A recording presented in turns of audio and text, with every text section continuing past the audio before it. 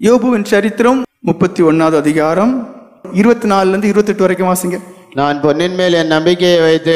இங்க பாருங்க எவ்வளோ இப்ப எதுக்கு பின்னாடி ஓடுறாங்க. இப்ப சிலர்லாம் இன்வெஸ்ட் பண்றது என்ன, ஒன்று லேண்ட்ல பணத்தை முடக்குவாங்க, இல்லைன்னா பொண்ணுல. ஏன் பொண்ணுக்கு விலை, இப்போ தங்கத்துக்கு விலை கூட்டிகிட்டே இருக்கு. தங்கம் வாங்கி வச்சு 5 வருஷம் கழிச்சு 10 வருஷம் கழிச்சு மதிப்பு ஒண்ணுக்கு ஒன்று கூடும். பேராசை பிடிச்சவங்களா இருக்காங்க. யார் இந்த பேராசை பிடிச்சவங்க? வெண் வஸ்திரம் தரிச்ச கிறிஸ்தவர்கள் என்றதான போர்வையில் இருக்கக்கூடியதான உலகத்துக்கு ஏற்றதான ஜனங்கள். பேராசை. ஆனா இங்க ஒரு மனுஷனை பாருங்க, அவர் அழகா சொல்ல, இதெல்லாம் கொஞ்சம் கருத்தா உள் வாங்குங்க. நான் பொன்னின் மேல் என் நம்பிக்கையை வைத்து.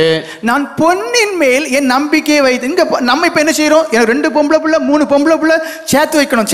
ஏன் ஜோ பண்ணல, ஏன் கூட்டத்துக்கெல்லாம் காணல? அது 3 பொம்பளை பிள்ளைல ஆண்ட தந்துட்டாரு. பழி யாருக்கு மேல வருது?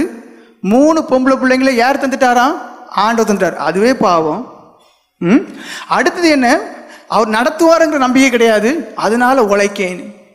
3 பேரை யாரு கையில கொடுக்கிறாரு? குடிகாரன கையில். ஆண்டவரை தேடுங்கய்யா. ஆண்டவரை தேடுனா அவர் நல்லவங்களை வாய்க்க பண்ணுவார். இது எல்லாம் சேர்த்து வச்சுட்டு பெரிய பணக்காரன் கொடுக்குறீங்க. ஆனா என்ன, அது பிறகுதான் தெரிஞ்சு. பிறகு ஏதாவது பண்ண முடியுமா? ஒன்றும் முடியாது. இங்க பாருங்க, இங்க வாசிங்க, இந்த வசனம் என்ன சொல்லுது? நான் பொன்னின் மேல் என் நம்பிக்கையை வைத்து. நான் பொன்னின் மேல் என் நம்பிக்கையை வைத்து தங்கத்தை பார்த்து நீ என் ஆதரவு என்று நான் சொன்னதும். அதாவது எனக்கு நிறைய தங்கம் இருக்கு, பொண்ணு இருக்கு, வெள்ளி இருக்கு, எல்லாமே இருக்கு. இதை பார்த்து இதுதான் எனக்கு செல்வம், இது இருக்கிறதுனால என் பிள்ளைய நான் பாதுகாத்துக்கிடுவேன், என் குடும்பத்தை காப்பாத்துவேன்னு சொல்லி அதன் மீது என் நம்பிக்கையை நான் வைக்கல. என் ஆஸ்தி பெரியதென்றும் என் கைக்கு மிகுதியும் கிடைத்ததென்று நான் மகிழ்ந்ததும். பாருங்க, எனக்கு ஆஸ்தி பெருசு, பல ஏக்கர் இருக்கு, ஒவ்வொரு தடவையும் அது பல மடங்கு விளைச்சலை தருது, நான் அதனால சந்தோஷப்பட்டதே கிடையாது. சூரியன் பிரகாசிக்கும் போதும் அல்லது சந்திரன் மகிமையாய் செல்லும் போதும் நான் அதை நோக்கி என் மன ரகசியமாய் மயக்கப்பட்டு என் வாய் என் கையை முத்தி செய்ததுண்டானால் இதுவும் நியாயாதிபதிகளால் விசாரிக்கப்படத்தக்க. பாருங்க, என் இருதயத்தில், அதாவது ரகசியமாய் கூட எனக்குள்ள ஒரு இச்சை, ரகசியமாய் கூட எனக்குள்ள ஒரு ஆசை, ரகசியமாய் கூட எனக்குள்ள என்னை குறித்த ஒரு பெருமை எனக்குள்ள இருக்குமே. ஆனால் தேவன் நியாயம் தீர்ப்பார். இதெல்லாம் பார்க்கும்போது நம்ம எல்லாம் எங்க இருக்கிறோன்னே தெரியல. ரகசியமா கூட என் இருதயம் பொண்ணுக்கு மேல நம்பிக்கை வைக்கல. ரகசியமா கூட என் இருதயம் செல்வத்தின் மீது நம்பிக்கை வைக்கல. ரகசியமா கூட என் இருதயம் நீ பெரிய ஆளுடா, உனக்கு இவ்வளவு இருக்குன்னு சொல்லி அதுக்கு மேல நம்பிக்கை வைக்கல. இதுவும் நியாயாதிபதிகளால் விசாரிக்கப்படத்தக்க அக்கிரமமா இருக்கும். அவருக்கு இருதயம் எப்படி இருக்குன்னா, அப்படி என் இருதயத்துல ஒரு எண்ணம் வந்தாலே அதுவே பாவம், அதுவே அக்கிரமா இருக்கும்.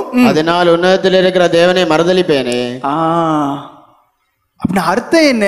என் இருதயம் தேவனையே நாடி இருக்கணும், என் இருதயம் தேவனையே வாஞ்சித்து இருக்கணும். என் இருதயத்துல இதை குறித்த சிந்தனை வந்துச்சுன்னா அடுத்த நொடி நான் எப்படி தேவனை மறந்தவன், தேவனை மறுதளிச்சவன். அப்போ உங்களை எல்லாரையும் நீங்க கேளுங்க, நீங்க ஒவ்வொரு நாளும் தேவனை மறுதளிக்கிறீங்களா இல்லையான்னு.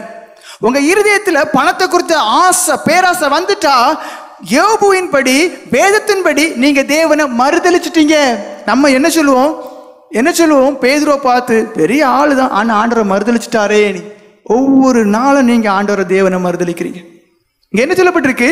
இருதயத்துல அந்த பொண்ணு, அந்த நிலங்கள், செல்வங்கள், இவைகளை குறித்த ஒரு எண்ணம் வந்தாலே கூட அதனால் உன்னதத்தில் இருக்கிற அந்த தேவனை மறுதளிப்பேனே.